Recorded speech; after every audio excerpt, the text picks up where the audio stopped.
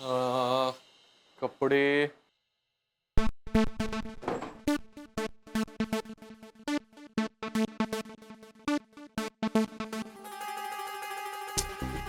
यार माझे जॅकेट्स कुठे आहेत, शर्ट्स कुठे आहेत, एक कपडा इस्त्रीचा नाही. आता टॉवेल कुठे आहे?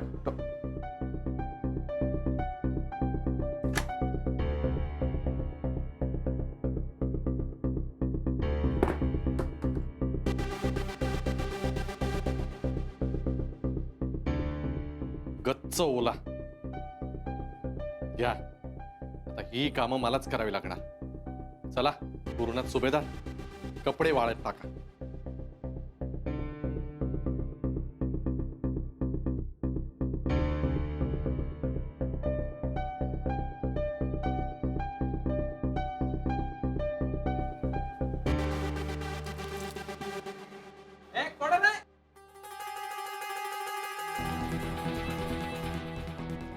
अरे यार, घरातली कामं पण ना माझ्याच्यानं अशक्य आहे. आता कामवाली बाई येईपर्यंत बहुधा सगळी कामं मलाच करावी लागणार. ही राधिका पण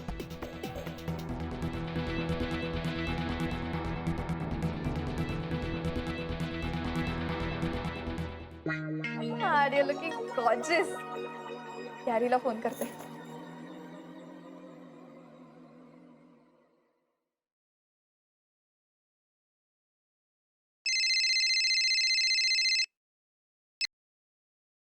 हाँ बच्चा बोल. हॅलो गॅरी, आई गो आउट आउट आउट.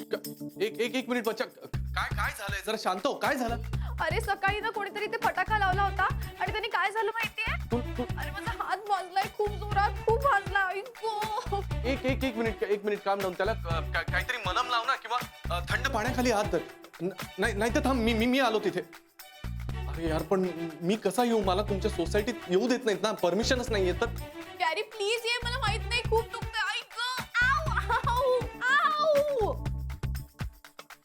अरे यार जाऊ कसं? पण जायला तर पाहिजे. काय करू काय?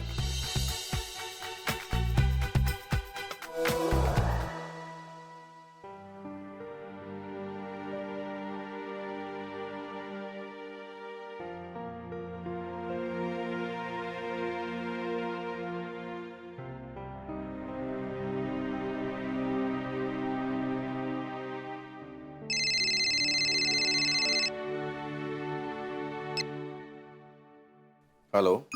हा नमस्कार, मी नाना बोलतोय. नाना ओळखलात का मला? राधिकाच्या शेजारी राहतो. दामले दामले. अहो नानासाहेब ओळखलं तुम्हाला. आता नानासाहेब बोललात म्हणजे ओळखलंच. काय म्हणते, कसे आहात? हा बरं आहे. मी थोडा एका वेगळ्याच कारणासाठी फोन केलाय तुम्हाला. म्हणजे इकडे सगळं ठीक आहे ना? काय उगाच पाल्हाळ लावत बसत नाही. जे काय आहे ते सरळ सांगतो तुम्हाला. तुम्ही ताबडतोब इकडे या. काहून? काय झालं तिकडे? सगळं ठीक आहे ना? काय राधिका आणि गुरुनाथ मध्ये थोडे प्रॉब्लेम झालेत. प्रकरण थोडस गंभीर आहे. इथे येऊन सॉल्व्ह केलं तर जरा बरं होईल. नाही ते तर करावंच लागेल. पण आमची सुनबाई कुठे आहे? काय ती घर सोडून गेले. म्हणजे आम्हाला भेटलीच नाही. गावाकडे गेली असं कळलं. पण नानासाहेब असं काय झालंय, तुम्हाला काही कल्पना आहे का? कसं आहे, तुम्ही इथे या, आपण सविस्तर बोलू. खरं तर तुमच्या घरच्या गोष्टीमध्ये बोलण्याचा आम्हाला काही अधिकार नाही आहे. पण प्रकरण गंभीर आहे, त्यामुळे तुमच्याशी सविस्तर बोललं तर बरं होईल. आणि काय शेजार धर्म म्हणून फोन केला आहे मी. शिवाय राधिकाची पण काळजी वाटते हो आम्हाला. नाही नानासाहेब, मी समजू शकतो सगळं. अहो, यालाच तर ऋणानुबंध म्हणतात. जर तिकडे आमच्या सुनबाईनं सगळे जोडून ठेवले. नानासाहेब तुम्ही काळजीने आम्हाला फोन केला, हे फार बरं झालं. नाही म्हणजे तुमचा आभार वगैरे मानणार नाही आम्ही, कारण आम्ही तुम्हाला आमच्या घरच्यासारखेच मानतो. काळजी करू नका, आम्ही लवकरात लवकर निघतो. अहो जी फ्लाईट मिळेल त्या फ्लाईट. बरं बरं बरं. कोण? गुरुनाथचे बाबा. मी केला होता फोन. म्हणजे सांगितलं सगळं त्यांना? नाही फोनवर काय सांगितलं नाही. म्हटलं तुम्ही इथे या, मग सविस्तर बोलू. आता मुंबईत आल्यावर बघू काय ते आल्यावरच सगळं प्रकरण आता मार्गी लागेल. तोपर्यंत बघूया काय होतंय. हो पण त्यांनी समजा गुरुनाथला फोन केला तर तो येईल ना इथे भांडायला. मी काय घाबरतो का त्याला? येऊ दे. असं नाही हो, उगाच कशाला. हे बघ मला त्या गुरुनाथ बद्दल ना काही वाटत नाही. पूर्णपणे वाया गेलाय तो. मला काळजी वाटते ती राधिकाची. हो ना, राधिकाची काळजी तर मलाही खूप वाटते. आत्ता असेल भावाकडे, पण जीव तर इथेच गुंतलेला असेल ना तिचा. काही नाही, तू नको काळजी करू. गुरुनाथचे आई वडील आले ना की होईल सगळं व्यवस्थित. हं? करू आणि तसंच होऊ दे.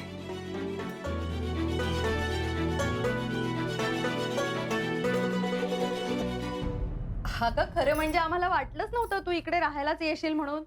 नाही म्हणजे दरवेळेला आम्हीच येतो ना तुझ्याकडे भाऊबीजेला. यावेळेस मला वाटलं जावं दादाकडे म्हणून आली. हो तेही ठीकच आहे म्हणा. गुरुनाथ भाऊजींनी काय घेतलं तुला पाडव्याचं गिफ्ट म्हणून?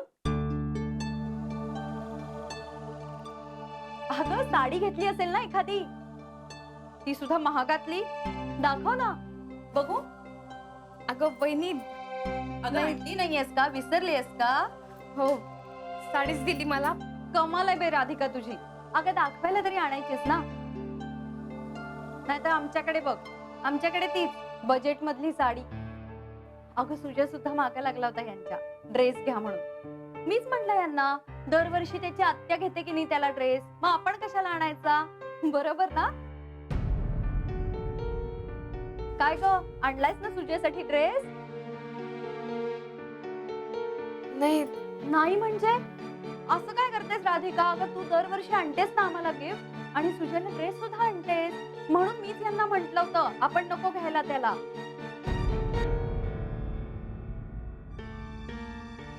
हो नाही बहिणी, मी सगळ्यांसाठी गिफ्ट आणणारच होती, पण काय करणार ते घाई गडबडीत वेळच नाही ना मिळाला. कुणाला? तुला की गुरुनाथ भाऊजींना? अगं यांनाच. कामात किती गुंतवून घेतलंय त्यांनी. सारखं कसलं ग काम काम काम.